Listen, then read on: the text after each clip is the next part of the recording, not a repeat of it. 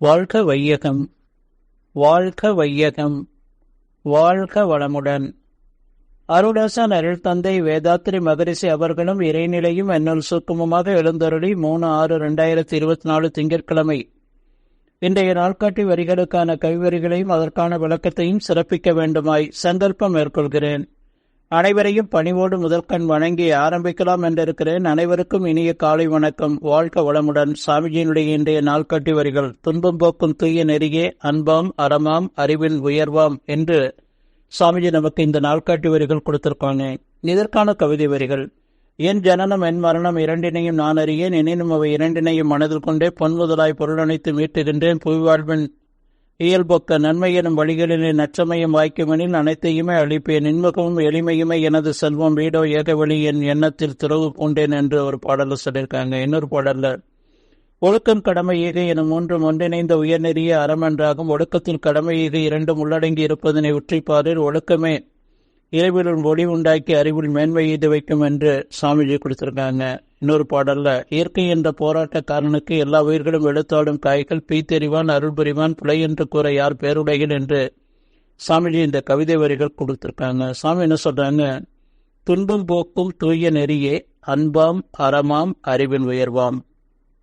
சாமிஜி ஒரு 36 ஆண்டுகள் ஒவ்வொரு தனி மனிதனும் உடல் நலம் பெறணும், உயிர் நலம் பெறணும், மனம் அமைதி பெறணும், அறிவு தெளிவா இருக்கணும்.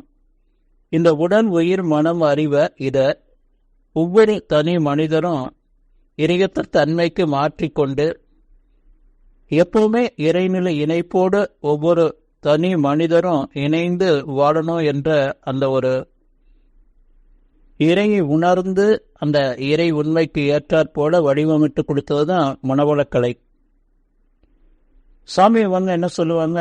என்னுள் அவனை வைத்தேன், ஏற்றி வந்தேன், போற்றி வந்தேன், என்னை அவனுள் இணைத்தான் இறைவனாக்கி பாடுகின்றேன். உன்னுள்ளும் இவ்வுண்மை உணர்ந்து கடை தேர்வதற்கே உலக மக்கள் அனைவரையும் ஒன்றிணைத்து பாடுகின்றேன். சென்ற நூற்றாண்டு இந்த நூற்றாண்டு சாமிஜி உண்மை உணர்ந்து இன்ட்யூஷனாக எண்மை உணர்ந்து இறைநிலை இணைப்போடு இருந்து நமக்கு கொடுத்ததுதான் இந்த உடல் நல பயிற்சி, உயிர்நல பயிற்சி, மன அமைதிக்கான பயிற்சி, அதே போல அறிவை தெளிவாக வைத்துக் கொள்வதற்கான தற்சோதனை பயிற்சி. உடலை ஒவ்வொருத்தரும் காலையில ஒரு 35-40 நிமிடங்களுக்குள்ள உச்சி முதல் பாதம் வரையில் இருக்கக்கூடிய எல்லா உறவுகளையும் அவங்க இறையற்ற தன்மைக்கு மாற்றிக்கொண்டு நாம் தூய்மை செய்து கொண்டு வாழக்கூடிய அந்த உடல் தவம்தான் உடற்பயிற்சி. அதே போல உயிர்நலம் ஒவ்வொருத்தரும் இறையற்ற தன்மைக்கு நம்முடைய தெய்வீகத்து குழம்புவை மாற்றிக்கொண்டு அந்த தெய்வீக தன்மையோடு வாழணும் என்பதற்காக சித்தர்களுடைய ஒரு 20 வரிகளை எடுத்துக்கொண்டு ஆராய்ச்சி செய்து நமக்கு கொடுத்ததுதான் இந்த காய கல்ப பயிற்சி. தியானம்ங்கிறது ரொம்ப கடுமையா இருந்தது. காடுகளில் போய் கடுந்தவும் பண்ணி 14 ஆண்டுகள்ல மூலாதாரத்தில் உள்ள அந்த குண்டலினி சக்தியை துரியத்துக்கு கொண்டு வந்து மேலெழுப்பி அந்த முயற்சியில ஈடுபட்டு பல கோடி பேர் ஈடுபட்டதுல 1-2 பேர் கூட சக்சஸ் ஆகல என்று சாமிஜி சொல்லுவாங்க. அதே போல பெண்களுக்கு இது எட்டா தனியாக இருந்தது. சாமி அதை மாற்றி எளிய முறையிலான தியான பயிற்சியாகவும் ஒவ்வொரு தனி மனிதனும் தற்சோதனையோட வாழ்ந்து நான் யார் என்ற அந்த உணர்வோடு எண்ணமாராய்தல், ஆசை சீரமைத்தல், சனம் தவிர்த்தல், கவலை ஒழித்து நான் யார் என்ற அந்த உணர்வோடு வாழக்கூடிய அந்த அகத்தாய்வை கொடுத்திருக்காங்க. அறிவுக்கான அகத்தாய்வு பயிற்சியை கொடுத்திருக்கிறாங்க. சாமி சிறப்பாக கைத்தறி தொழில் செய்து வந்தாங்க. பெரிய அளவுல கொடுவஞ்சேரியை சுற்றி இருக்கக்கூடிய எல்லா ஏழைகளுக்கும் தான் அவர்களுக்கு அந்த நெசவு கைத்தறி நெசவு நெய்யக்கூடிய அந்த மிஷின்ல இருந்து ராட்டையில இருந்து அதுக்கு தேவையான அத்தனையும் மூலதனமாக கொடுத்து இது மாதிரி 100 பேர்த்துக்கு 100 குடும்பங்கள் வாழ்வதற்காக ஒரு வழி செஞ்சாங்க. அதன் மூலமாக வரக்கூடிய வருமானத்திலையும் லாபத்தையும் எல்லாருக்கும் அவ்வப்போது பிரித்து கொடுத்துட்டே இருந்தாங்க.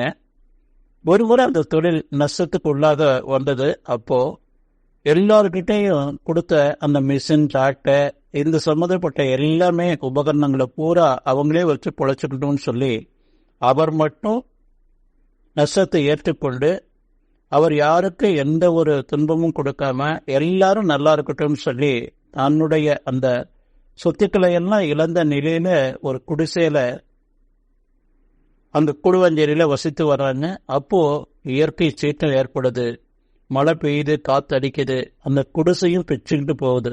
அப்போ சாமிஜி எழுதினதுதான் இந்த பாடல். இயற்கை என்ற போராட்டக்காரனுக்கு எல்லா உயிர்களும் எடுத்தாடும் காய்கள், பீத்தெறிவான் அருள் புரிவான் கொலை என்று கௌரை யார் பேருடைகள் என்று சொல்லி சொல்றாங்க. இது ஏன் சொல்ல வரேன் அப்படின்னு சொல்லி சொன்னா, தனக்காக வாழாம பிறருக்காக வாழக்கூடிய அந்த ஒரு தெய்வீக தன்மை கொண்ட மகானாக சுவாமி அவங்க இருந்தாங்க. இது நாம புரிந்து கொண்டு ஒவ்வொரு தனி மனிதனும் ஒடுக்கத்தோடு வாழ்ந்து கடமை ஈகையை சிறப்பாக செய்து எல்லாருடைய துன்பத்தையும் நம்முடைய பொருளாதாரம், அறிவாட்சி தரம், உடல் வளம் இதை கொண்டு ஒவ்வொருத்தருக்கும் நாம உதவி செய்து வாழணும்னு சொல்லி நன்றியோடு நிறைவு செய்து கொண்ட இன்றைய சிந்தனையை வாழ்க வளமுடன், வாழ்க வளமுடன், வாழ்க